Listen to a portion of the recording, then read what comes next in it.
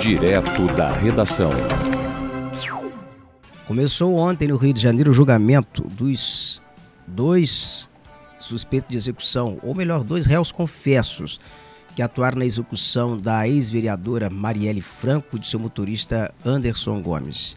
Você vai conferir agora as informações na reportagem de Priscila Terezo. Começou nesta quarta-feira o julgamento dos ex-policiais militares Rony Lessa e Elcio de Queiroz, acusados de assassinar a vereadora Marielle Franco e o motorista Anderson Gomes em 14 de março de 2018. Durante a sessão, que deve durar pelo menos 2 dias, 9 testemunhas serão ouvidas pelo Tribunal do Júri. 7 delas são indicadas pelo Ministério Público do Rio de Janeiro e 2 pela defesa de Rony Lessa. Os advogados de Elcio de Queiroz desistiram de ouvir as testemunhas solicitadas anteriormente. A primeira a ser ouvida foi a única sobrevivente do atentado, a jornalista Fernanda Chaves, que acompanhava a Marielle dentro do carro. Os 2 acusados participam do júri popular por videoconferência, diretamente das unidades onde estão presos. Rony Lessa está na penitenciária de Tremembé, no interior de São Paulo. Já Elcio ocupa a cela no Centro de Inclusão e Reabilitação em Brasília. Algumas testemunhas também poderão participar de forma virtual da sessão do júri. O Ministério Público quer pedir a condenação máxima aos 2 acusados, de 84 anos de prisão. Rony Lessa e Elcio de Queiroz foram presos em março de 2019 e são réus confessos. Em delações premiadas com a Polícia Federal, os denunciados deram detalhes do crime. Elcio foi o responsável por dirigir o carro e Lessa disparou contra Marielle. Segundo Lessa, os mandantes foram os irmãos Chiquinho e Domingos Brazão. O processo que envolve os supostos mandantes está no Supremo Tribunal Federal. Da Rádio Nacional, no Rio de Janeiro, Priscila Terezo. Esse tópico aí é algo a esclarecer. Quem está sendo julgado, o julgamento agora, nessa fase, é dos 2 executores que eles fizeram delação premiada, que muitos chamam que é colaboração, mas eu costumo definir que é ainda, eu insisto nesse termo, delação premiada. São dois delatores. E o Chiquinho Brazão, que é deputado federal, e o Domingos Brazão, que estão em presídio de segurança máxima, eles ainda vão em julgamento, porque o processo ainda está em tramitação no Supremo Tribunal Federal. Recentemente, Domingos Brazão e Chiquinho Brazão prestaram depoimento ao Supremo Tribunal Federal. O Chiquinho Brazão, que ainda é deputado, mas a Comissão de Constituição e Justiça da Câmara Federal já deliberou para levar ao plenário a votação pela cassação do seu mandato. E Domingos Brazão ainda é conselheiro do Tribunal de Contas do Estado do Rio de Janeiro, ainda que esteja preso. E não foi ainda, ele não perdeu o cargo, a função. Aí você confere a foto aí, confere o depoimento do Domingos Brazão ao Supremo Tribunal Federal. E o Domingos Brazão e o Chiquinho Brazão alegam que eles não conhecem o Rony Lessa, o Elcio Queiroz, nunca estiveram, conhecem, mas eu acho que nunca estiveram com eles, essa declaração, essa afirmação deles. Eles nunca estiveram com o Rony Lessa e nem com o Elcio Queiroz. E o Domingos Brazão vai além, ele diz que o Elcio Queiroz e o comparsa, o Rony Lessa, estariam tentando, na verdade, proteger os verdadeiros mandantes desse crime. É o que eles alegam, que eles falam, que eles afirmam. E você conferiu na imagem aí a figura do Domingos Brazão, muito magro, careca, que ele usava implante capilar, muito menos imponente, homem fragilizado, e nesse depoimento ele chorou. Ele chorou, disse, afirmações dele, preferia ter morrido no lugar da Marielle Franco. Então você confere aí as imagens. E esse julgamento começou ontem, mas ele vai continuar ao longo do dia. A previsão é que esse julgamento ele demore pelo menos 2 dias. Me espanta aqui é o tempo, é a condenação que é pedida pelo Ministério Público nesse processo. 84 anos de prisão. O ordenamento jurídico brasileiro só fala que o cidadão pode ficar preso só 30 anos. Então ele que condene a 100, 200 anos, mas o tempo máximo de cadeia é 30 anos. 30 anos apenas de prisão. E ontem, as testemunhas que foram ouvidas nesse julgamento foram a Marinete, a Mônica e a Ágata. Elas são ouvidas como testemunhas, nesse caso, Marielle Franco. Vamos conferir as informações aqui na reportagem da Tatiana Alves. A mãe de Marielle Franco, Marinete Silva, foi a segunda testemunha a depor nesta quarta-feira, primeiro dia do julgamento dos ex-policiais militares Rony Lessa e Elcio Queiroz, acusados de assassinar a vereadora e o motorista dela, Anderson Gomes, em 14 de março de 2018. Marinete disse que não foi a favor da entrada de Marielle na política, mas reconheceu que a parlamentar estava profissionalmente realizada. Eu fui contra, acho que é público isso que eu fui contra. Eu não sentia coisa boa no meu coração em relação ao mandato partidário. A gente nunca teve partido. Isso me preocupou bastante, mas era quem era eu naquela época para contrariar aquela mulher com quase 38 anos. Então, era uma mulher que tinha decisões, uma mulher, assim, de uma filha que obedecia, mas naquela hora era o que ela queria. O partido não tinha nenhuma mulher negra como candidata e chegou na hora que ela sai de uma comissão de direitos humanos por 10 anos, entendendo que ela podia fazer muito mais. A terceira testemunha a depor foi a viúva de Marielle, Mônica Benício.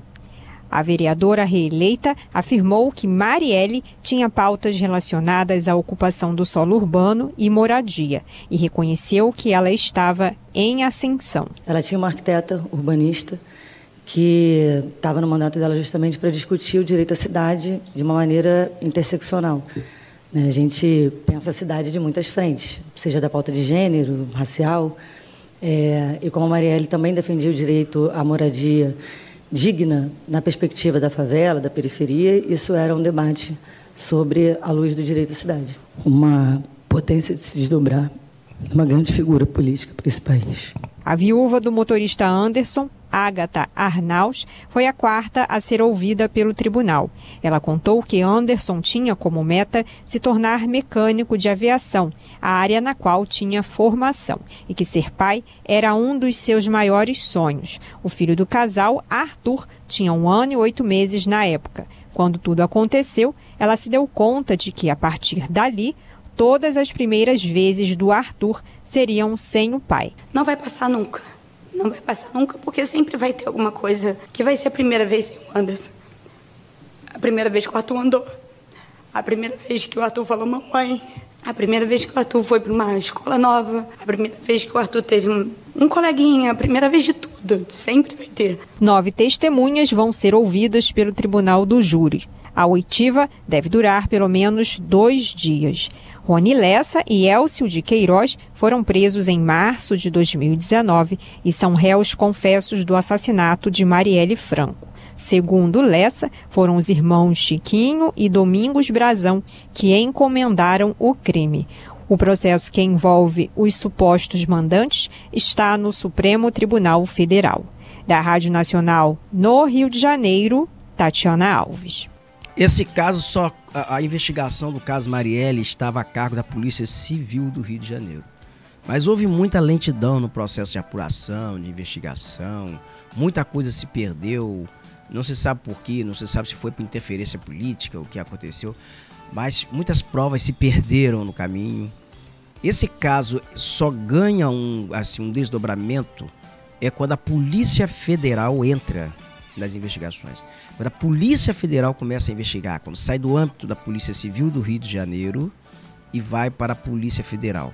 Mas até ali, quando a Polícia Federal ela entra no caso, por exemplo, uma das provas que são assim fundamentais e que se perderam, as imagens de câmeras que estavam pelo caminho, nas proximidades onde a Marielle foi executada. Porque aquilo tem um prazo.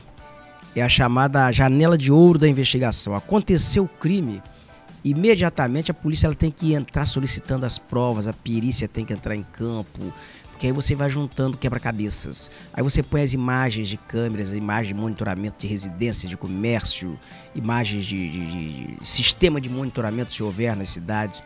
Então dali depois você vai juntando as peças, vai juntando quebra-cabeças, vai chegando a testemunhas que podem ser testemunhas chaves de um crime. E daí então o caso os elementos de convicção eles vão fortalecendo o processo de apuração, a investigação. E no caso Marielle Franco, tudo isso aí se perdeu, porque a Polícia Civil do Rio de Janeiro ela foi extremamente letárgica Vamos contextualizar aqui o período que isso ocorreu. Ocorreu em um período que o Brasil estava numa divisão terrível, que o Brasil estava praticamente atravessando uma anarquia constitucional. Foi um período terrível para tudo, em que as paixões estavam exacerbadas. Teve gente, candidato, que foi para Palanque, quebrou placa de Marielle. Tinha gente achando, defendendo que Marielle era isso, era aquilo, era comunista, era não sei. Foi uma confusão tão grande que a opinião pública na ocasião ela se dividiu, ou a opinião pública majoritariamente, que mais fazia barulho naquele momento ali, ela foi até, de certa forma, ela fazia até apologia ao crime de Marielle, aos criminosos de Marielle. A gente assistiu isso, a gente viu isso aqui. Teve aquele deputado, como é que foi o nome dele, o Daniel Silveira, que quebrou uma placa lá com o nome de Rua Marielle, ele quebrou a placa. O Rodrigo Amorim, que é deputado aqui no Rio de Janeiro, estava nesse episódio e também quebrou a placa na época com o nome de Marielle.